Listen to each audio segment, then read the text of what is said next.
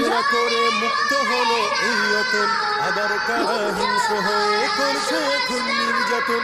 বুকের ছাতি ঝাঁঝরা করে মুক্ত হলো এই অতন, আবার কারা হিংস্র হয়ে করছে এখন নির্যাতন। মুগ্ধরা সব উঠলে জেগে পালিয়ে যাবে চতুর্দিকে, আধার ঘেরা ঘর প্রলয়ের তৈরি মহাকাশে। সেই সুবাসে ব্যাকুল হয়ে, সেই সুবাসে সন্ত্রাসীরা